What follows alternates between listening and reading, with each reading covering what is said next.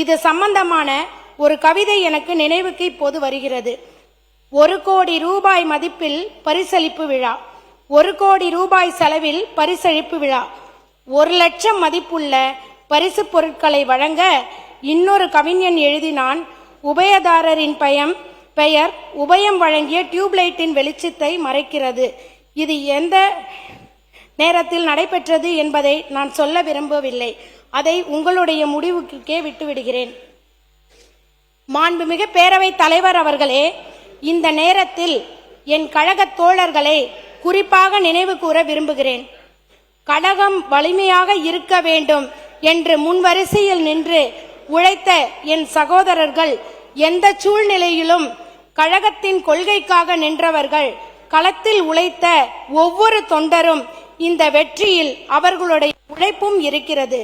அவர்களுக்கு என் மனமார்ந்த நன்றிகளை தெரிவித்துக் கொள்கிறேன். என்னை நம்பி இந்த பொறுப்பை அளித்த கழகத் தலைவருக்கும், என்னை அதே சமயம் ஆதரித்து கழகத்தின் ஒவ்வொரு சகோதர சகோதரிகளுக்கும், என் குடும்பத்திற்கும், முக்கியமாக பல்லாவரம் தொகுதி மக்களுக்கும் என் வாழ்நாள் நன்றிகளை தெரிவித்துக் கொள்கிறேன்.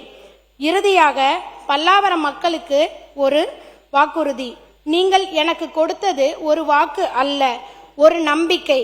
அந்த நம்பிக்கையை நான் என் உழைப்பால் காப்பாற்றுவேன். என் பதவிக்காலம் முடியும் நாளில் அவர் சட்டமன்ற உறுப்பினராக இருந்தார் என்று மட்டும் மக்கள் சொல்ல வேண்டாம். அவர் எங்களோடவே இருந்தார், எங்களுக்காக குரல் கொடுத்தார், எங்கள் பிரச்சனைகளுக்காக போராடினார், நாங்கள் வைத்த நம்பிக்கையை காப்பாற்றினார் என்று பல்லாவரம் மக்கள் சொல்ல வேண்டும். மாண்புமிகு பேரவைத் தலைவர் அவர்களே, அதுதான் என்னுடைய மிகப்பெரிய இலக்கு. மாண்புமிகு பேரவைத் தலைவர் அவர்களே, ஒரு கம்பெனியில் ஜாயிண்ட் மேனேஜிங் டைரக்டராக நான் நிர்வாகத்தை கற்றேன்.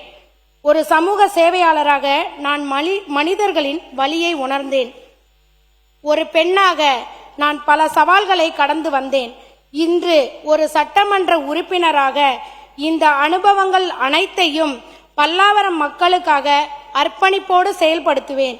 என்னை இந்த உயரிய பொறுப்புக்கு அழைத்து வந்து என் கழக தலைவருக்கும், என் கழக சகோதர சகோதரிகளுக்கும், என்னை வெற்றி பெற செய்த என் பல்லாவரம் மக்களுக்கும், இந்த அவையில் பேசுவதற்கான வாய்ப்பை வழங்கிய பேரவைத் தலைவர் அவர்களுக்கும் என் இதயத்தின் ஆழத்திலிருந்து நன்றிகளை தெரிவித்துக் கொள்கிறேன்.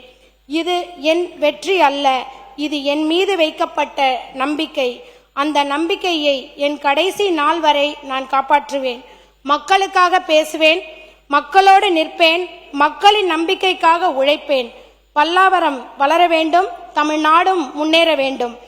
நமது மாண்புமிகு தமிழக முதலமைச்சர் அவர்களின் தலைமையில் தமிழக அரசு வேகமாக முன்னேறி வந்து கொண்டிருக்கிறது என்ற நம்பிக்கையுடன் என் மனமார்ந்த நன்றிகளை தெரிவித்துக் கொண்டு எனது உரையை நிறைவு செய்கிறேன். நன்றி, வணக்கம்.